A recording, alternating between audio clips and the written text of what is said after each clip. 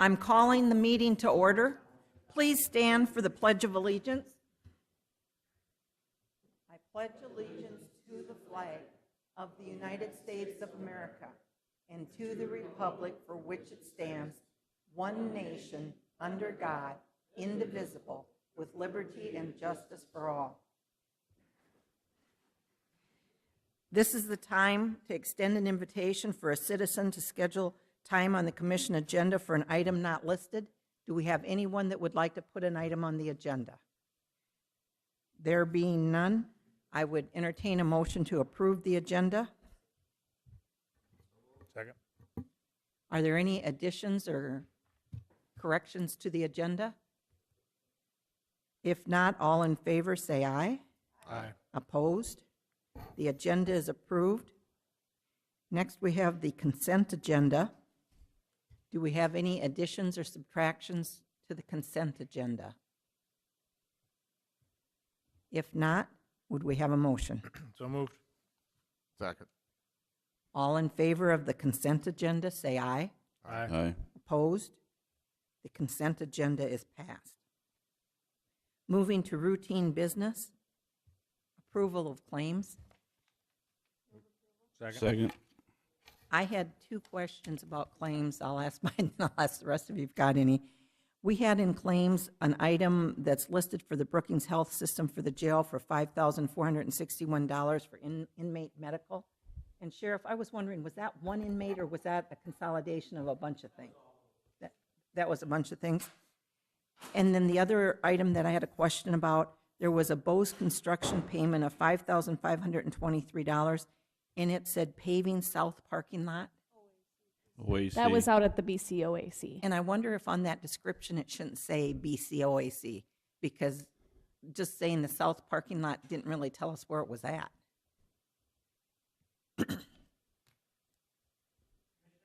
Yes.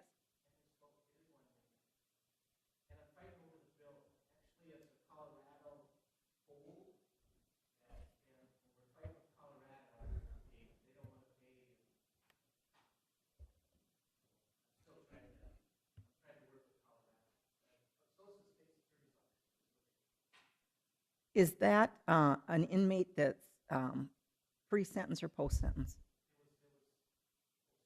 Post-sentence?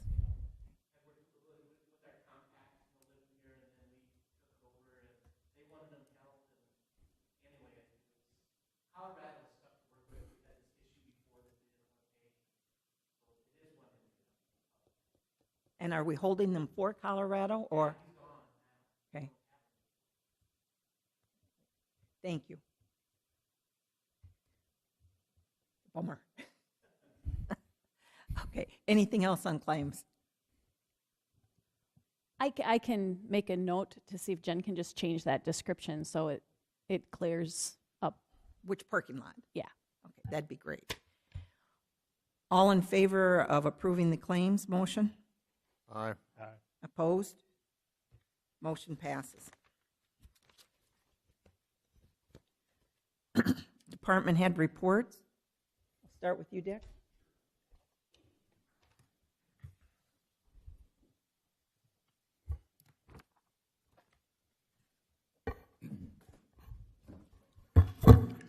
Good morning.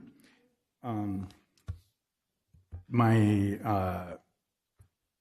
department head report starting on August 7th talked with Lyle Bowes about water pumping and flow lines and cleaning ditches and right-of-ways and stuff, and just visiting on a casual basis about some areas that might show improvement as far as doing a little ditching. Then in the afternoon, we had our TS&L meeting with Banner on the bridge up by Basin Electric that is due to be replaced in 2019 instead of our small structures, if you remember from budget hearings. Also, as part of this, we will be coordinating with the people that are doing the Coyote Ridge wind tower project. That will be one of the whole roads. They'll be taking aggregate out of the pit there and moving it across that bridge, so we'll have to monitor that close. But hopefully by the time that project is scheduled to be completed, I believe in October of 2019, that will still give adequate time for us to do the bridge there. Also on August 8th, visited with the wind tower people about the proposed timeline for the upcoming project, and they too want to move this through as quickly as possible, and as soon as they get their contractor lined up and stuff, I think you'll see that move forward at a pretty good rate. Also called Brad to set up the 34th Avenue meeting, and I inspected a bridge after there was a concern on 482nd Avenue, just north of 210th Street. Again, it wasn't anything out of the ordinary, just when the high water went through, it left some debris, and one little cap on a piling was misplaced, but it's just kind of sitting there. It's kind of cosmetic. Then on August 15th, I met with Brad Wormers and Scott Moore to talk about possible ideas for the water situation on 34th Avenue. I included a summary of that with the report, and I don't know if you guys got that. One of the things that was kind of a summary of what was mentioned was any remediation or change to the grade will become very costly, to say the least. Some of the things that mentioned, first of all, a hydraulic study would need to be done, because as you know, on that area between 214th Street intersection and 34th Avenue South is within a wetlands. So as far as your idea, Larry, of can we go cut that ditch, we cannot go cut the ditch. What elevation is there is what was there, and that's why it wasn't touched during construction, was to not have any construction or elevation change within that wetland. So for what it's worth, that might be a difficult situation, and I guess their recommendation was with dealing with the Corps, you're better off to just abide instead of begging for forgiveness after you would do it.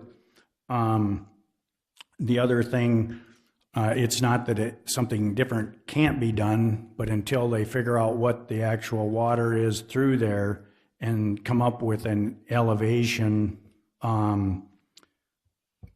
we're kind of at I guess, an impasse of what we should do. Obviously, you could always get a second opinion or put together some probable cost estimates. But for sure, we would definitely need more right-of-way, and we would definitely need a hydrology study to determine how much that grade could be raised and what would in effect happen, as far as more pipes or maybe a structure of some sort. But I guess for the other thing with the time, if we were going to move any of those power poles that we worked around and left berms to protect them and everything, that would require more right away, and the cost of moving those. I think we could get Stiffney. Do you know, did they have a hydrologist look at this situation? Did they have a hydrology what? Hydrologist look at this situation? I don't believe so. He just said that before they would come up with any concrete ideas, we would need that information first. So I guess I could ask Brad if he talked with Chad, but I don't think he did. I think he just realized that this would be the next step, would be the most prudent step, would be to hydrologize or do the hydraulic study so that they would know what their parameters would be as far as what could be raised and the distance and so. It's kind of unusual that this location, where the water's going over the road, before the construction project, there was not an issue with water going over the road there. And now after construction, when it's went underwater 3 to 4 times, the last time I realized there was a 7-inch rain. Mm-hmm. But there is something changed there. The pipes have been changed. They redid all the pipes in that area. There's waterways have been changed. And now we got water over the road. There has to be a solution to this without raising the grade of that road before what it was before. Mm-hmm. Something has changed because that area did not go underwater before this construction project. Okay. I'm wondering if we need to have a meeting with Banner. I think they'd be more than willing to do that. I don't know if, I guess I don't know if they would change their opinion. There's a possibility. I think they have a hydrologist. I can't imagine that a hydrologist can't go out there and take a look at that, a quick purview of the whole area, and say, you know, it appears as though the water has been changed, the channel or something. I have to agree to a degree with Commissioner Jensen that water never went over before, and why now? And I think there's an easier fix than to raise it. And so I think we need to look into that a little further, and I think maybe the commissioners need to all get on board, and we need to have a meeting with Brad. I guess another thing that from looking at the delineation study of the wetlands that they did, which is a very involved process. You know, you're looking at the vegetation, you're doing borings to determine what the native stuff was. I guess that's where I would disagree a little bit with Commissioner Jensen in that I don't think when you're dealing with wetlands and whatever that you use a cavalier approach to a construction project. I'd give them more credit than that. I don't believe that there's a significant difference. I would say, if anything, the water that used to go over that road, and you grew up there, that road, when it was gravel, was probably underwater a number of times, I would venture to guess. Not in that area, it was not. Probably south further it was. Yeah, all the way down at the intersection to the south by Golden. That's the only place that would go underwater. And that water, when it gets down there, that water pretty much stays there till it goes in the ground. Now you've got a water table that is completely full. I guess looking at the ponds out there, they're full. That water cannot go anywhere. So that indirectly answers your question, Stephanie. In this particular instance, for example, like I mentioned in the wetland mitigation study that was done in 2014 to get ready for the 2015 construction, that was all dry. They had to search for places to see evidence of water, and they did that through the vegetation. So I know it's 3 times in a year, but I would venture to guess that water table in its present level is also giving us some, I don't want to say hardship, I'm saying inconsistent results of what you would see. If that would have been dry and we would have even had a 7-inch rain, as sandy and gravelly as the soils are in Brookings County, I think you would have seen standing water, but eventually I think you would have seen some of that water go into the ground like it should down at the south end. I don't This think, year it ain't going to happen. I'm going to interrupt a minute. I don't think we're going to resolve that at this meeting. And I have a question for Commissioner Miller and Commissioner Jensen.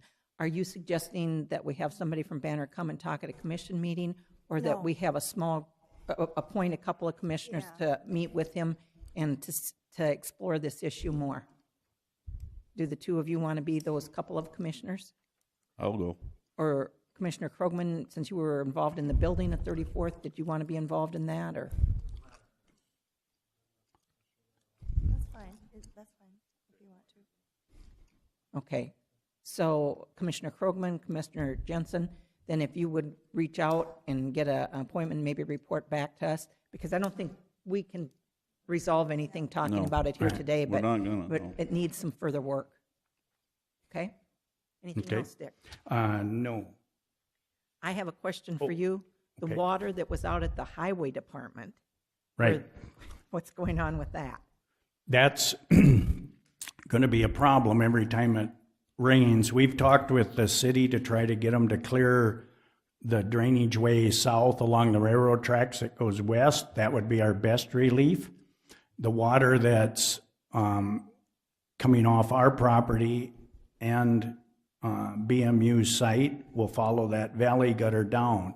What is unusual, like I said before, when the water gets, and it doesn't have to be a whole lot of rain, the water wants to go north. And so it backs up from the railroad tracks and comes north through our property. It'll be a little bit more defined travel when it gets done with that valley gutter they've put in and the way they've controlled our runoff from our roof and stuff. So it'll be a little bit of improvement, but it's another one of those situations when we have enough of a storm event, it's not going to be a problem because it's not getting in our floor. It is getting in our evidence room where Marty keeps his evidence. But I don't think until that waterway gets cleared going west by the railroad tracks, I think you're going to not see much of an improvement. And when you've spoken to the city about clearing that, what's the response? It's in the plans. Okay. I think Jackie has intentions of doing it sometime, and I don't know, now they've got most of it done to take care of the water from the airport and stuff, and that goes on the south side of the tracks. So, but ours comes from the northwest along 6th Street and underneath our property, and then daylights right west of Western Avenue and is supposed to go west. So I don't know if what her plans are. Anybody That have being any- railroad right away, I don't think you want to go out there and just do what you want to do either. It was a mess out there, though. Oh, yeah. It was Yeah. bad this time. Anybody else have any questions for Dick?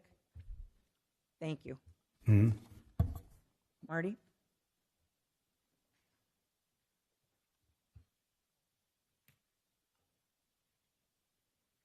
Good morning. One thing about the water that goes through my evidence garage, it travels through and it doesn't stay. But we've learned to put stuff on pallets, and so we're getting by in there for now.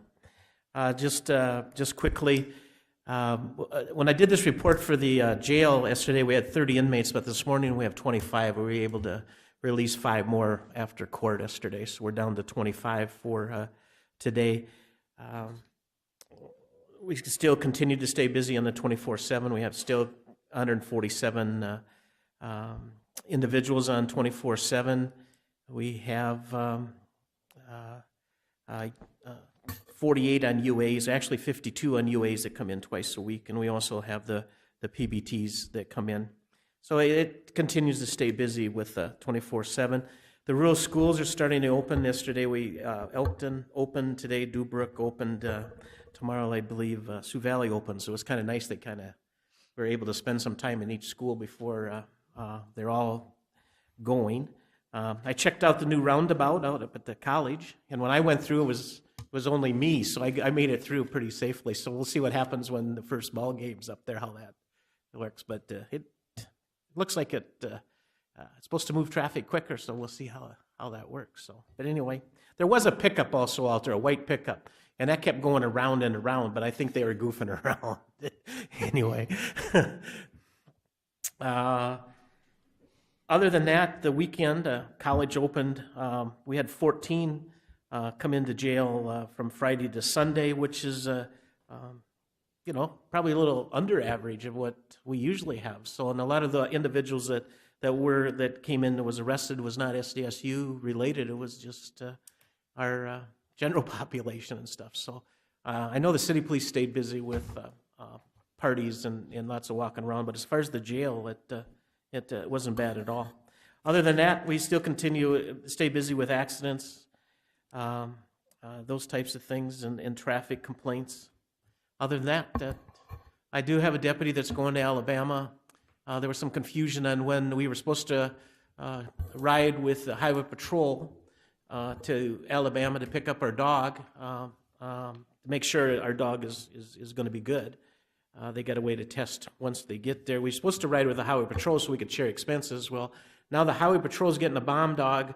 They got to go 600 miles in another direction to buy some explosives. So they don't have room for my deputy now, so he's got to go by himself. So most of this is paid for by donations and from the state of South Dakota. There's going to be a little bit that the county's going to have to pick up on travel, but otherwise most of it's paid for. The federal government does owe the county about $1,300 or $1,400. I sent the K-9 deputy to a special school in Colorado for drug enforcement, and they were picking up the tab, and they just the feds are kind of slow on payment, so it does show in my travel budget that I'm over, but that will get back. I'll get that back as soon as the feds pay us. So, any questions? Thank you. Okay. Vicki?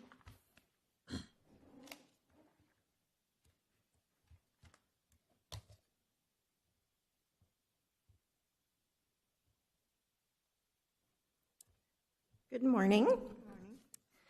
To give you a little idea of what we've been doing in our office, we had ballot creation.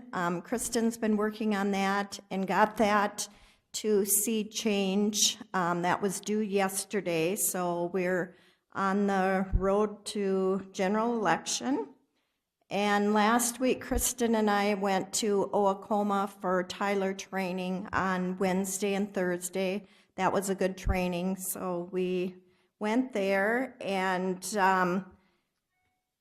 I worked with Adam from BCOAC yesterday, and we completed the tax report that was due to the state, so that's on its way. And Jenna handed out the surplus sale to you this morning, and that is going to be done on Thursday at 3 o'clock. And when that is done, the 6.5% sales tax is tacked onto the price, and also a 10% buyer fee is also tacked onto the price, so that is just paid by the buyer. And then they have 5 days to pay and 10 days to come and pick up their items. So I think that's been going very well. And also in your packet, you received the finance officer's report for July. And we have 2 action items, the quarterly highway transfers and the quarterly emergency management transfers. So from general fund for highway, we are transferring $750,000, and to emergency management, we are transferring $18,517.75. So these are the third quarter transfers. And if you looked at the surplus cash, we're at 34%, which is probably a little above what we normally are, but also it doesn't include these transfers, or 33.54, I guess a little bit less than 34, but we still are above, but probably next month we'll get down to what we normally are with those quarterly transfers. And we also have 4 be it noted items: the auditor's account with the treasurer, the payrolls and additives totals, the highway expenditure report, and the register of deeds statement of fees. So any questions that anybody has? Shall we address those transfers at this time? Please. Can we do that with one motion, or do we need 2 separate motions? Okay. Moved. Second. Any discussion? Call the roll. Jensen. Aye. Miller. Aye. Krogman. Aye. Bartley. Aye. Pierce. Aye. Motion carries. Thank you. Thank you. Mr. Hill? You got 5 minutes. Will that work? We have a scheduled 9 o'clock. We'll do our best. We'll start with the letter that, in my department report, the only thing I sent is I made a request that I be allowed to run for the office of president for the International Association of Emergency Managers, Region 8. The International Association of Emergency Managers is set up on the same system as FEMA with the FEMA regions, and it goes 1 through 10, and we happen to be in Region 8, which is Colorado, North Dakota, South Dakota, Utah, in those areas. And the past 2 years, I've been the vice president, and I was asked, what exactly does the president do? So I contacted one of the older presidents, and they have 10 conference calls a year, and then there's 3 meetings. 2 of those meetings are at the national convention, which I go to yearly, which would require no additional trip. There is 1 additional board meeting, typically in March, and on that particular meeting, if the association can't fund the travel, I'm willing to take it up and not charge any county money towards that particular meeting. And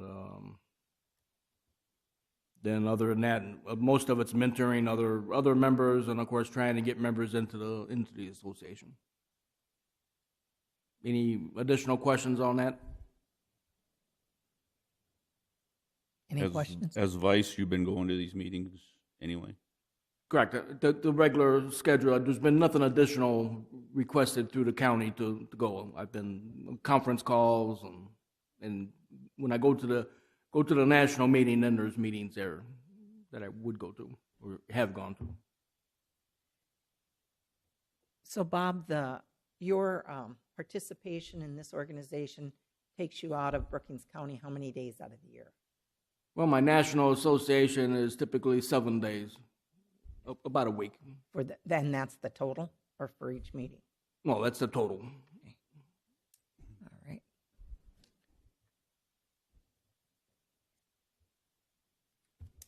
So we're looking for consensus. Am I authorized to sign the letter allowing Bob to serve as president? Yes. Okay. We got And consensus. with the understanding it's an election type thing, I may not even be elected. But usually these things are not that difficult to go. But You hid the lead. And real fast, since I only got a couple minutes left, we had a planning zoning meeting on August 7th, which we did approve we approved a resolution that this board adopts the TIF that's coming up here shortly. PPCC meeting at the hospital. One thing at the zoning meeting, several of the participants gave Richard kudos for his staff reports. His staff reports have been improving throughout the time that he's been my deputy.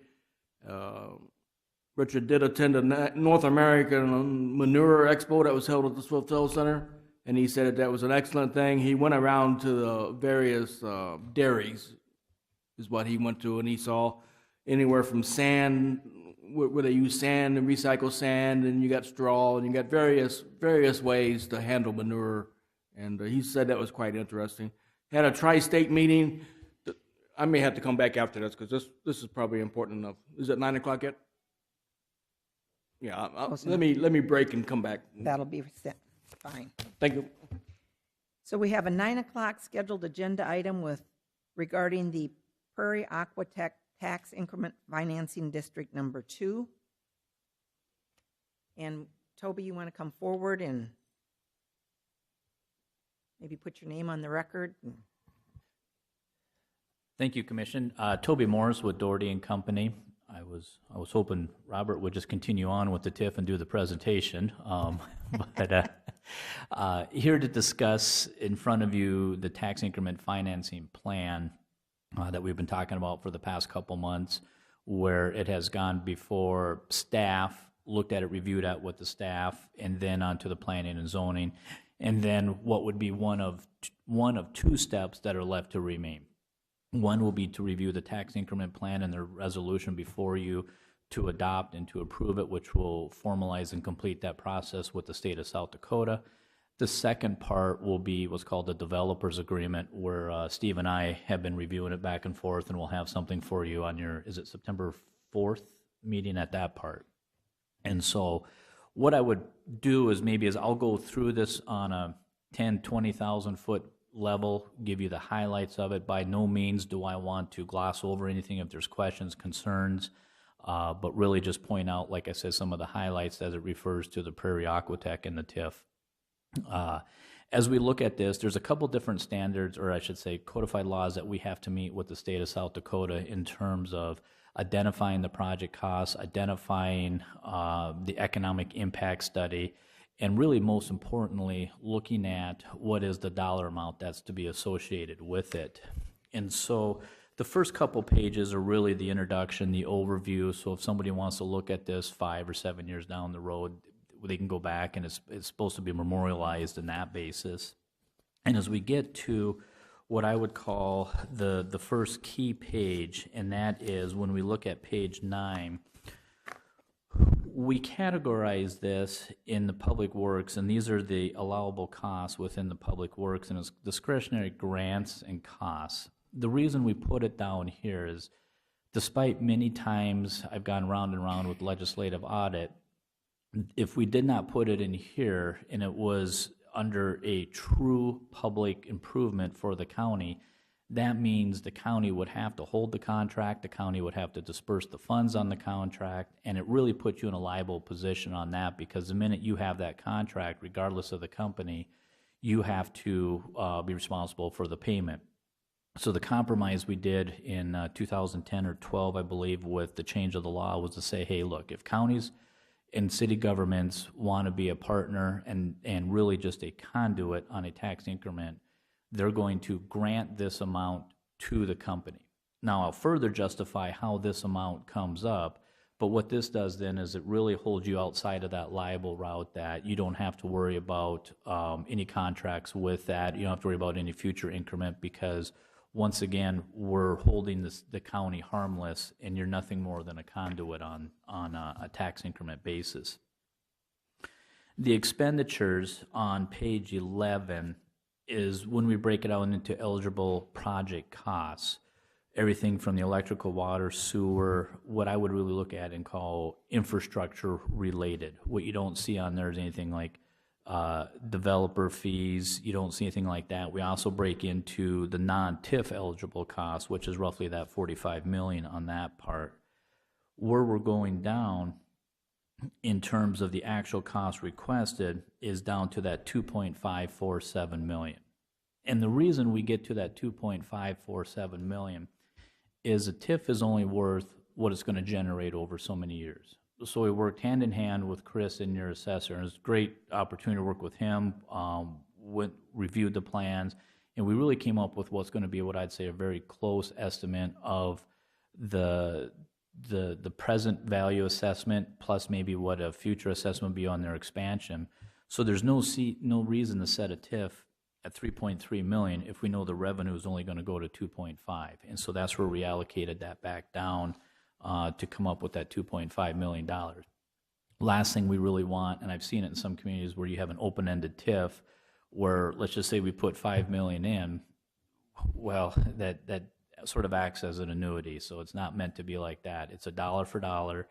What will happen over time is for every dollar you receive in, $1's paid out. So it's a simple amortization. There's no associated interest rate with this whatsoever. So we don't have to call me every April like I always get the calls and redo an amortization schedule because the money came in January, February, or whatever, but rather it's really meant to be simplified down. Legislative audit really likes it. The staff will really like it on that because it saves a lot of time and energy.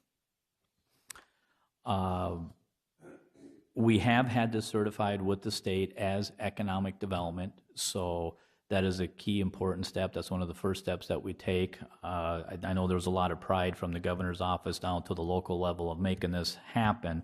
So I didn't see any issue with it being classified as economic development, but nonetheless, technically, we have it certified as economic development, which once again holds the school's general fund harmless. Nobody's taxes goes up. There is no tax break on there. In the developer's agreement, you'll see that the company will waive its discretionary right to the right to the discretionary formula. It's one or the other. Once again, as we go through here on supplementary findings, things like that, it's really just meant to follow some of the codified law. It is repetitious.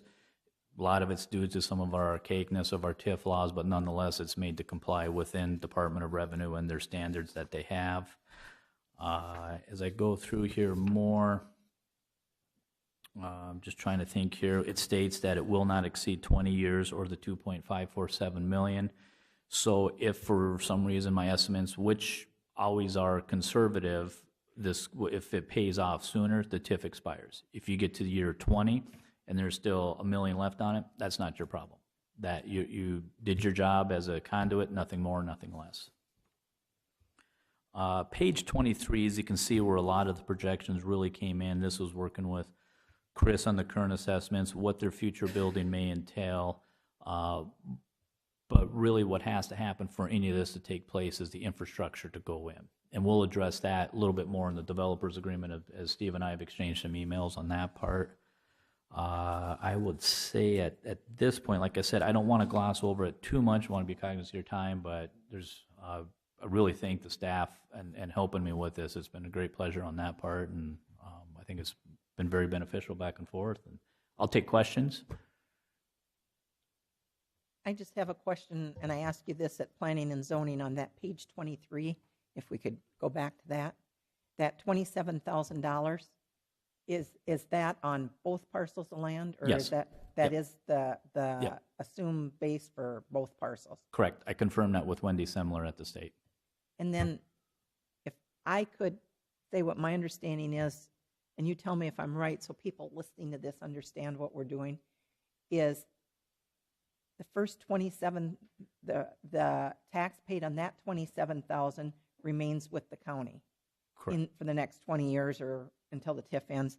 And then the tax paid on these, the remainder of this would go to repayment, the 2.5 million to repayment to the company for the whatever bonding they're doing. Is that Correct. right?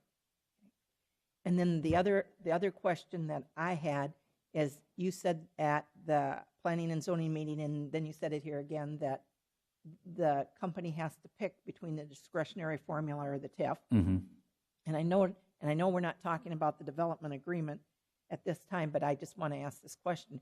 In the proposed development agreement, which is in draft stages right now, it says that third parties that would be assignors or subsequent Mm-hmm. owners of that property can elect to use the discretionary formula for this same project, the same buildings. Is that correct? No, if for some reason, say if the land was ever parceled out, replatted up and sold, you can only waive your right at that particular time. But if somebody else owns it, then they would have the right to the discretionary if it's within that TIF district. If they're doing new building. If they're doing if it's a separate, different company than what it is right now, because you can only mandate that on the current company can waive their right, but you can't impose it on future different landowners. And maybe Steve and I need to clarify that a little bit more, because it's meant to say no discretionary formula for the current company. And the other part was also the assignment. I think you had a question on too, that it can be assigned to a lending institution. Those were my questions. For some reason, I think there's a legal background with you. I don't. It's just, I was concerned, and I'm still not sure that I understand, but we'll have more conversations You bet. about that. Whether that discretionary formula in the future doesn't apply to the buildings, the actual improvements on the land that we're talking about here. They would be future improvements that third parties could take discretionary for. If it's under a separate legal, if they were to parcel it out. Okay. It's one of those deals we found over time that if you have 40 acres and for some reason somebody sold 5 or 10 for a complete unrelated deal, you cannot impose what you waived your right on that future landowner because the county's discretionary would supersede that. And what we're doing today is actually two things. We're going to approve boundaries for the TIF if we choose to do that, the legal description, and then we're going to approve this plan. And the legal description, just to be clear with the commission, when the public hearing was held in May on the boundaries for the TIF, we just had track B, I believe. Correct. All right, and that was 8-9 acres of land. And then when we had our last meeting 2 weeks ago, the developer asked that we add tract A in. And so the Planning Commission amended its approval of the legal boundaries that it had made in May to include tracts 3A and 3B, which then included 59 acres. Do I have that right? Am I remembering that correctly? I think that's pretty close. So the legal boundaries changed from the first time it came in front of planning and zoning. I don't know if you have any questions on that, but I wanted you to know what happened with planning and zoning. Just one question. Tell me, when you talk about the tax increment financing, you either take that or the discretionary formula. If you get a TIF, you don't get the discretionary formula. Is that a policy or is that a state statute? Is that a county It's policy. It's in our county Because policy. it contradicts each other. Right. So I understand. I mean, we did the same thing with Bell, but I was just curious. In that particular case, I think it was city policy, so this would be county policy. Correct. Okay. Thank you. Anybody else have a question? Would we have a motion? So move. Approval. And that motion, Motion on. I mean, what do we? is that motion to approve Resolution? the district boundaries and the proposed plan? Yes. As part of the resolution. part of the Yeah. resolution. Resolution. Yeah. Just approve the We- resolution, Approving the resolution. and that includes those items. Did we have a second? Second. Okay. Any further discussion or conversation? Did you all have an opportunity to read the resolution? Please call the roll. Oh, thank you. Is there anyone here from the public that would like to speak in favor? Is there anyone opposed? And the record should show that there is no one appearing on the TIF other than Toby, so, all right. Then we're going to close the public hearing. And now, is there any further conversation from the commission? Call the roll. Miller, Aye. Krogman, Aye. Bartley, Aye. Jensen, Aye. Pierce. Aye. Motion carries. Thank you, Thank you. Commissioners. Thanks, Toby. Mr. Hill?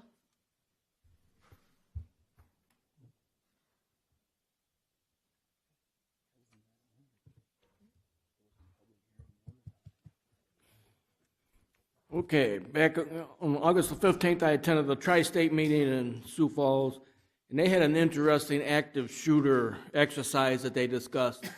They brought in some schools down in Sioux Falls area, the principals and some of the teachers, and they actually, part of the exercise was to do the active shooter inside the school, but they also took them out to a gun range, because on most shootings at school, first thing that comes up in the after-action reports are what sounded like firecrackers, or we thought it was firecrackers.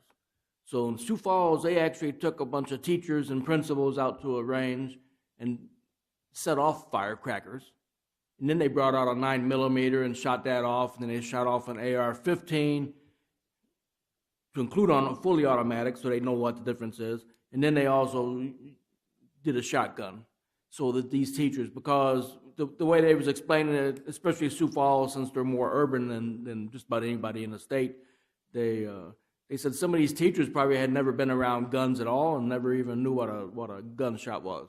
So I thought that was an interesting exercise, and I don't know if it's something we could do locally, but it is a good thing, and I can work with the sheriff and see if it's something that we could set up in some time or another, if nothing else for these people in this building, so they would know what's going on. The other thing that come out of that exercise is these schools are so large, and even this building complex would be so large, that they could be shooting on the first floor and you wouldn't even know it on the third floor, because the echo wouldn't come up and you wouldn't hear it. So you have to be careful on that. If you get the warning that there's an active something going on, you either need to follow your safety procedures, and if it's the shelter in place, you shelter in place. If it's to get the heck out of there, you get the heck out. Whatever the procedures are in your written plans, you need to follow. Don't wait for it to, it's not like if a tornado siren goes off today, most people wants to go over to the window and see, is the tornado here yet or not? They say don't be doing that with this kind of stuff. Okay, August the 16th, the next day, we had Commissioner Chairperson Pierce, Richard, and I attended a quarterly local emergency planning committee meeting at Daktronics. Sunday, August 19th, we had a special weather message was sent out from Sioux Falls, and what that was is, and sometimes when these fronts come around, we get these funnels. They look like tornadoes, but they're real weak funnels. So they put out these special weather messages. They don't put out tornado watches or anything like that because there's not enough big-time rotation to cause damage. But they send out these special weather messages. We sent that one out. And I guess the biggest thing from that message was if you feel unsafe, take shelter. I mean, you can't get any more clearer than that. Yesterday, I received a phone call. We have a drainage complaint south of town. It's actually getting to be a little bigger than just a drainage plan. It's got to do with gravel road and entrance into a subdivision and all kinds of stuff. I'm working with Sergeant Pike from the Sheriff's Office, and I'm doing up a report to get it to the State's Attorney's Office and let them review so we know which way to go with it. And I'll keep this board updated, but at this point, we don't have names or locations yet. August 28th, we just received this, and this is first part of next week. FirstNet radio presentation is being conducted in Sioux Falls. This is where they bring in the actual radios and show sheriffs and emergency managers and IT people what they're talking about with the actual equipment. We've had some FirstNet briefings, and they tell you what the concepts are. Well, in Sioux Falls, they're supposed to be setting up a event on the 28th where they bring all the equipment out and show you. And it was too late to get travel requests in, but it looks like someone, either myself or someone from my office, along with the sheriff or someone from his office, and possibly the IT expert in the county would like to try to run down there and take in that presentation. September 22nd is the date of the second tabletop for our pipeline safety grant, awareness grants. So the date is set September 22nd down in Yankton. It's a Saturday. And the alternate date is September 29th. We do have travel requests in for these meetings with my staff and myself. And this will meet the requirement for our pipeline awareness grant, which we'll be able to close out as soon as that is done.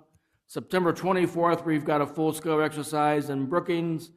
Right now I'm leaning towards we'll take our EOC trailer up to Bruce and camp out near our highway shop up there, and we'll work with the city of Bruce's mayor and city council, and we'll run an exercise, something to do with their community, where we can provide them assistance from the county. And the Soul Smart, the solar energy program, which I discussed with you last meeting, I got the application from NACO. I'm going through it now, and we'll send that in and just see how far it goes with the group. And that's all I have. Any questions?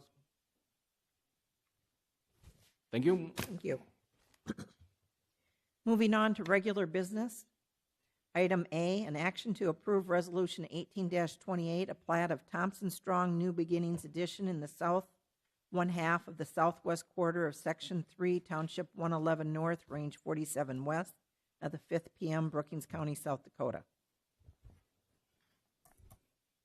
Do we have a motion? Move approval. Mr. We heard this plat at our meeting August the 7th, and the County Planning Commission approved it unanimously and sent it to this board with a recommendation that you approve it also. All in favor? Aye. Opposed? Motion passes.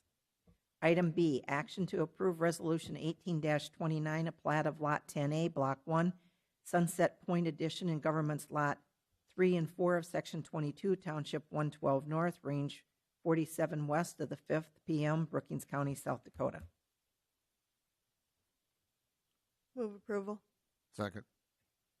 Mr. Hill? This was heard August the 7th by the Brookings County Zoning Commission and approved unanimously and sent to this board with a recommendation of approval. This is a series of lake lots up on Lake Hendricks that used to be zoned Lake Park. And then for tax purposes, they combined them all back into, they unplatted them into a large plat, and now the economy's turned around and now they're replatting them back to some size lots. Any questions or discussion by the commission? All in favor, say aye. Aye. Opposed? Motion passes. Item C, action to approve Resolution 18-30, a plat of lots 1 through 6 of Block 1, Lot 7 through 19 of Block 2, and Block 3, Arlington Beach Addition, in the southwest quarter of Section 5, Township 112 North, Range 52 West of the 5th PM, Brookings County, South Dakota. Approval. Second. On this one, it was also heard August the 7th and passed unanimously and sent to this board with a recommendation of approval. This is an outcome from our recent zoning ordinance updates on the Lake Park area. What this is the Arlington Beach Resort, and at the time, it was initially set up where you'd lease the cabin long-term. And since we changed our zoning ordinance to allow this type of thing to happen, now what happens is the actual building is owned by individuals, and the area where the cabin is set is a common area, all by an association. So this has been reviewed, passed by us. It does meet our current Brookings County Lake Park zoning ordinance. I note Mr. Norgard is in the audience. Did you want to add anything, or are you standing by for questions? Okay. Any questions or comments by the commission? And this is a new, as Mr. Hill said, this is the result of our new Lake Park ordinance, which allows for a resort where people can own individual cabins in the resort. And then there will be a homeowners association that will deal with issues like where you can put your deck and how the common grounds are handled and all of that. So do you own the land underneath, or are you still leasing? Okay. And then the stuff outside is considered the common area. A certain percent of ownership of that as a... There'll be a separate incorporated that will own the common. And then each homeowner, though. Mr. Norgard, Yeah. come on up and talk into the mic. Mr. Hill, you can stay there. That's fine. I just want anybody listening to be able to hear what he's saying. Mark Norgard here.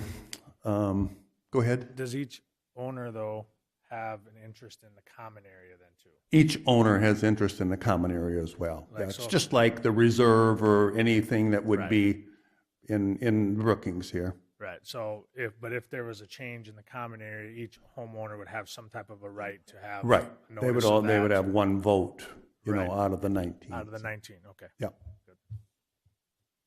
So that's very similar to a regular homeowners association in a development. The what? It's similar to a. Yes, like a homeowners Yeah. association in a development, yeah. Primarily, I've done this so that people that are buying them, they can get it financed. It's been difficult to get, most of the people that have them now, they're cashed out, they've cashed out on the property. But when they want to resell, it's a little bit of a problem because of financing. And I think the example that you used at planning and zoning when talking about this, it's a similar structure to, for example, Meadow Green here in Brookings. Yeah. So the city had this type of zoning available, but the county did not. And when we amended that Lake Park District ordinance, we added this into the Lake Park area for the county. Any other questions? Anything else you'd like to say, Mr. Norgard? Thank you. Mr. Hill? Okay. Ready to vote? All in favor, say aye. Aye. Opposed? Motion passes. Item D, action to approve Resolution 18-31, a plat of South Dakota soybean processors Track 1A and Track 1B in the northwest quarter of Section 24, Township 110 North, Range 51 west of the 5th PM, Brookings County, South Dakota. Approval. Second. This one was also approved August the 7th and sent to this board with a recommendation of approval. This one pertains to some property owned by the city of Volga and the soybean processors, and they want to do this plat, and then they're going to do some land swapping at a later time. This will allow the city of Volga to improve their lagoon system, wastewater system, and it would also allow the South Dakota soybean processors to have a spot to bring an additional rail spur into their location. Any questions? All in favor? Aye. Opposed? Motion passes. Item E, action to approve Resolution 18-32, a plat of lots 1 and 3 of Dakota Shores Second Subdivision, all being located in government lots 4 and 5, Section 15, Township 112 North, Range 47 west of the 5th PM, Brookings County, South Dakota. Move approval. Second. Mr. Hill? This one was heard August the 7th, approved unanimously and sent to this board with recommendation of approval. This is a little non-buildable section of land that is being purchased by a adjoining landowner.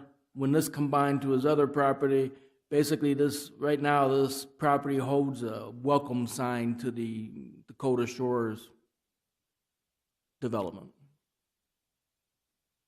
Any questions? All in favor? Aye. Opposed? Motion passes. Item F, action to approve Resolution 18-33, a plat of Lot 3, Olson Subdivision, all being located in Government Lot 4, Section 15, Township 112 North, Range 47 west of the 5th PM, Brookings County, South Dakota. Move approval. Second. Mr. Hill? This one was heard August the 7th, approved and sent to this board with a recommendation of approval, and I stand corrected. The last one that we had was a lot on the other side of one of the things to allow a garage to be built. Property for not a residence, but it was designed for a garage. This is a triangle that has the welcome sign to the development. My apologies. Any discussion or questions? All in favor say aye. Aye. Opposed? Motion passes. Item G, action to Thank you. approve Agreement 18-86, an application for occupancy of right-of-way of county highways made by Northwest Energy. Move approval. Second. Dick, anything? This is just kind of a unique one. They're going to wireless readings for the gas line, so it'll basically look like a power pole with an antenna on top. So, Any questions? Discussion? All in favor say aye. Aye. Opposed? Motion passes. Action to approve Agreement 18-87, a letter of contract for professional engineering services between Brookings County and Banner Associates, Inc. for structures number 06-280-116. Move approval. Second. this is a bridge up there by Basin Electric, so the one I talked about in my report. Questions? Discussion? All in favor say aye. Aye. Opposed? Motion passes. Action I, action to approve request to fill vacancy for a mechanic in the Highway Department. Move approval. Dick? Our mechanic and his wife are moving to the Rapid City area, so this will leave opening. I'd like to get it started as soon as possible. Any further discussion? All in favor, say aye. Aye. Opposed? Motion passes. Commission Department Director report. I don't have too much today. As Vicki had noted before, the July general fund surplus analysis, my information that I put with my report is included in there. We're at about 34%. You know, it's a little bit higher than average, but again, after we did those transfers today, that'll bring that down. So August will probably look more in line with what we've had in the past. Also included with my report was a more updated draft agenda for the upcoming SDAC, SDACC, SDACO Fall Convention. And again, you are all registered to attend that on September 10th and 11th in Pierre. Does meetings start noon on Monday? The meetings start at, I think it's 11 actually. On Monday, the keynote speaker starts at 11 o'clock on Monday. And And how then- how that's written, does that mean they don't know who the keynote is yet? Is that the deal? Correct. That's how that's written, yes. Okay. So I'm guessing that as it gets closer, we'll get another agenda. I know Chris said last week when we were down in Madison that she was still finalizing some of the speakers and some of the agenda topics. So they work on that right up to the very bitter end. So as I get that, I will continue to send that out. I think you might get that from her too. So, Is there anyone else that wants to drive out on Monday morning? I will be, but I have to drive separately, so you have to. Okay. Mike and Larry and Leanne and Ryan, we're all going out Monday morning, but you're driving separate. Okay. And I think Kristen and Vicki were going to drive out Monday morning too. Stephanie and I think Bev, we're all going out Sunday because you have meetings Sunday as part of the exec board, and then I have something at 9 o'clock on Monday morning, so I didn't want to get up at the crack of dawn on Monday to get out to Pier by 9 o'clock. So We reserve the commission vehicle then? okay. If no one else is using it for the conference, is that right? I don't know yet, but I can look. Okay.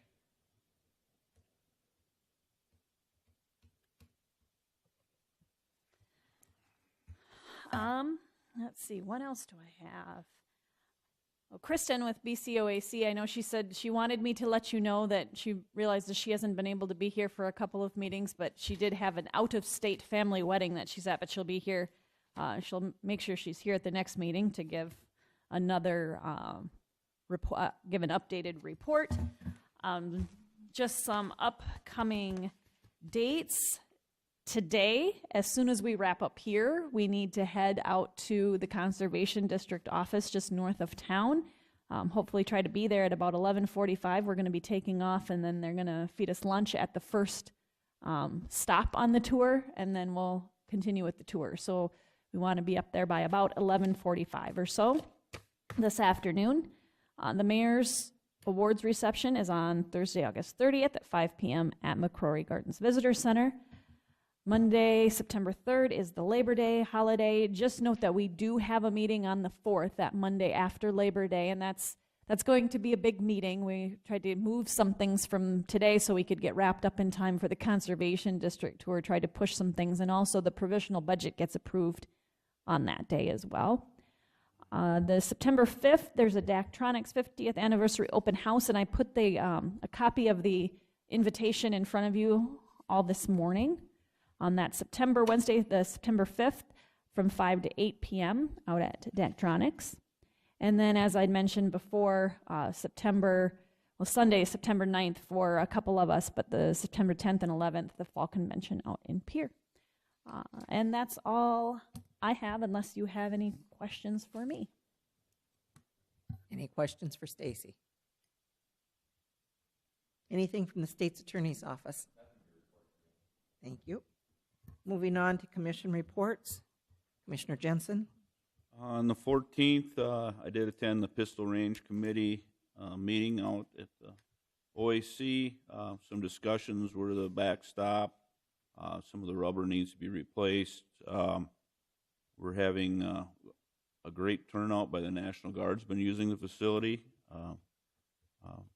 They really appreciate it, and they enjoy enjoy using it. Also, membership has increased. They're running some specials for college students currently, and otherwise, they are going through the standard operating procedure. A group with a couple of the pistol range committee guys, Kristen and Doug Kirkus, are sitting down, going through the standard operating procedure, and they'll be bringing that forward to our advisory board and in the future here. On the 15th, attended the 10-county meeting down in Madison. Had a great presentation from the president of Dakota State University. It was interesting what's all going on there. Since I was attended there in 1981, it's changed a lot. Also, on the way home, we happened to stop at the Vaughan Museum and looked at a few things over there. That's all I have. Mr. Miller. I go back into July because I wasn't at the last meeting because I was vacationing. But on July 26th, I had domestic abuse. I went to the Bruce Parade on July 28th. On August 2nd, I met with Commissioners Jim Schmidt from Lincoln County and President-elect Gary Yeager of our state association from Dual County. And the topic of conversation was Jim wanted Gary and me to assist him in promoting the 211 organization through the South Dakota Association of County Commissioners. On August 8th, I flew my motorcycle back halfway across the state to the South Dakota Association of County Commissioners Board of Directors meeting because in the middle of the week they moved the time up. So I went in full leathers, but they didn't throw me out, so that's a good deal. We discussed the resolutions, and I'm not going to go through those again today because they were gone through quite. I don't have a good colored copy of that Chris gave me a black and white copy on last Wednesday when she was there, and I think she was going to send that out, but she hasn't yet. And I can put that in the packet for September 4th. That would be good because the if I could get, should all know what's going on there. If one of you, did any of you I think receive a I colored have one. Did you Yeah. get a colored copy of it? I have one that Don't know. I think I do. Okay. I'll look. We can see if I talk do. about that. But yeah, that would be good to get out. Yeah, and on August 10th, we had the 10-county meeting, and the presentation from the president of DSU was she was phenomenal. It was a wonderful. I mean, I could have listened to her forever. For one thing, she had a great accent, but she is a go-getter, and she's going to make things happen at that college, and it's. My daughter started at SDSU, but because she majored in elementary education, she had to finish there. She loved that college, and they've really got things happening. And they've been in the news with their cybersecurity portion of the curriculum, and so it was a very, very interesting. One of our more interesting speakers that we've ever had at our 8 or 10 county meetings, and that's all I have. Commissioner Krogman. Okay, had a light couple of weeks here, had growth partnership on the 16th, and that went well. Things are moving forward there. They did hire part-time, which is hoped to be full-time here at the turn of the fiscal year and stuff. So they got a lot of stuff going on and a potential new building going on out there and stuff like that. So they're moving forward. That's all I have. Commissioner Bartley. All right. On the 2nd, I attended the 4-H barbecue along with Commissioner Pearson and I, anyway, and Larry. We had a good turnout. They held the exhibits in the main arena along with the fashion show and the barbecue, and I think that really worked well. I was impressed by it. I actually walked through some of the exhibits, which I probably didn't do the year before because they were in a separate room. So I thought the format was pretty good. On the let's see, the 8th leader roundtable in the morning, a little different location, a larger crowd. It was an interesting discussion there. On the 14th, actually the 14th this wasn't an official meeting, but I noticed the fire department doing training on our buildings next door. And so I stopped over and talked to Chief Hartman, and what was interesting about it is they would fill the house with some smoke, and it's a vegetable-based oil smoke. It's not going to cause anybody problems, but people were putting on their tanks and going into the facility. And one of the things that's unique about it is they have a house, a concrete thing south of town that they train in, but they train there so often everybody can kind of walk around in there with their eyes closed because they know where all the walls are and all the doors are. This they didn't know, so they set up a scenario and they were in their training, and I thought that was made really good use of the property. About 10 minutes into the guys going into the building, the chief's phone went off, so did everybody else's phone, and they actually had a fire call. So it was interesting that everybody already had half their equipment on. They jumped in their trucks, probably the fastest response time they've ever had, lower their average for that one. But then they came back and finished up their training. The only thing they didn't have time to do was second floor evacs out of the two-story building. The next day I was told that the Chief Erickson and the police department, I saw their SWAT vehicle pull up to the buildings in the pouring rain, and they were going to do some exercises there. And I guess you should be able to do it in the rain because it doesn't necessarily mean it's good weather when you need a SWAT team participation. So they had an exercise. Because it was raining, I didn't go over and watch that one. But make good use of those two properties before we have those demolished. The 15th also attended the 10 county meetings, been covered very well by the other commissioners. 16th was a chamber mixer that I attended. And then yesterday, the East Central Behavioral Health Board meeting. And they're moving along with all their plans. They've got some personnel changes. They're trying to add more personnel. So some real positive things happening there. Really upbeat meeting for the board of directors. That concludes my report. Thank you. On August 7th, I attended the City of Brookings Planning and Zoning meeting, and at that Planning and Zoning meeting, that commission passed along a recommendation to the City of Brookings for a TIF, and that TIF would be the, it's out along 16th Avenue West, and it would be for a housing development. Part of it would be for 42, I think, sustainable housing units, and then the rest of it would just be regular housing units. The thing for the county that's significant in that TIF, not that it's included in the TIF, but what they will be doing is talking with Madera Township about paving part of 16th Avenue West. So, but they can't, that's not in the TIF because that's county property, but they will be looking at doing that eventually. So that'll be kind of interesting to see how that works out. They do have some drainage issues that they're going to have to work with.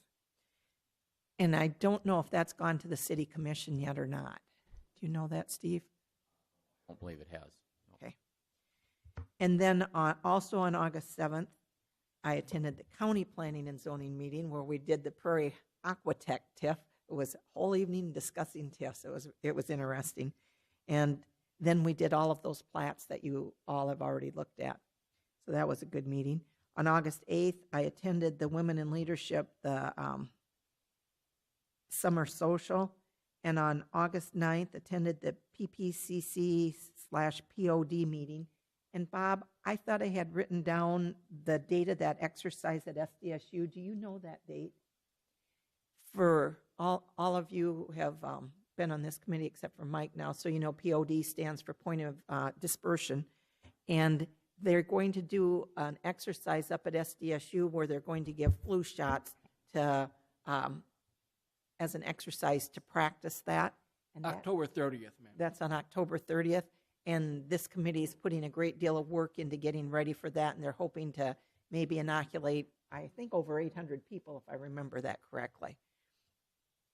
Attended the BEDC meeting on August 15th. went to the Brookings County Museum Volunteer Appreciation Picnic on the 15th, and that was kind of fun. I enjoyed doing that. On August 16th, I attended the LEPC meeting at Daktronics, and Daktronics talked about their emergency procedures, and we kind of went through that. But what was interesting was how they're set up to handle violent intruders. They don't call them active shooters, they call them violent intruders. And they have quite a system. They're on a software program that SDSU is on that same program for sending out alerts to people that need alerts. And I don't know where we're at on that for the county, but that might be something that at least I probably need some updating on. I don't know if the rest of the commission knows how we get that information out to everybody if need be. And Mr. Hill, I don't know if you have anything you'd like to add to that. Well, they use the Everbridge system. All we have is a system called iPause, and that's for all cell phones. That's not just for individuals. The county has no individual for our employees on how for us to contact them. It would be up to each department head to contact their own employees. Mm-hmm. And one of the interesting things that was talked about at that meeting, and they'd worked with the city police quite a bit, and said that if they had a violent intruder, that the police chief told them that on the average, it depends on where law enforcement is dispersed when that comes out from dispatch, that they figure it would take 8 to 12 minutes to respond, to have a law enforcement officer from the city out at Daktronics, depending where everybody's at, right? And when you go through those trainings, the average time a violent intruder incident takes is less than 15 minutes. Oh, and see, I was at the meeting where they said 5 minutes, but their emergency management person said their training said less than 15 minutes. That for exactly. So it just highlighted the fact that really entities are on their own to some degree in figuring out what their response is until law enforcement gets there. Attended the chamber mixer at McCrory Gardens on August 16th. And then next week, as you know, I'm going to be in Washington, D.C. for that conference with the White House from counties for North Dakota, South Dakota, and Iowa. NACO is having a meeting on the night before, so that's on Wednesday night, to provide some talking points that they would suggest.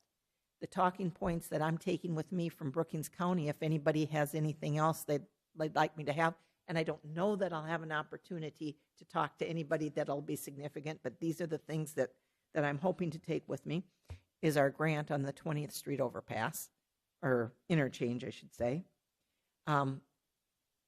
At one meeting I was at, there was some conversation about the tariffs and the impacts that those are having on Twin City Fan and our other businesses in Brookings, and how that's going to impact us.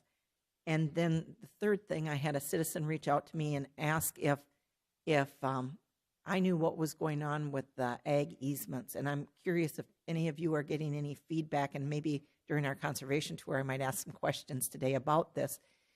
The restrictions in those easement agreements are being enforced differently in Brookings County now than what they were 3 years ago, 5 years ago, 10 years ago. And in particular, it used to be that on most of those, and maybe that's too big of a word to use, most, that people were able to hay, and they're not able to hay any longer. And that's causing some hardship where we've got the shortage of hay. And if any of you have any input or any insight that you'd like to share with me on that, I would take that along with me. And that would be my report. Anybody have any comments or questions? Okay.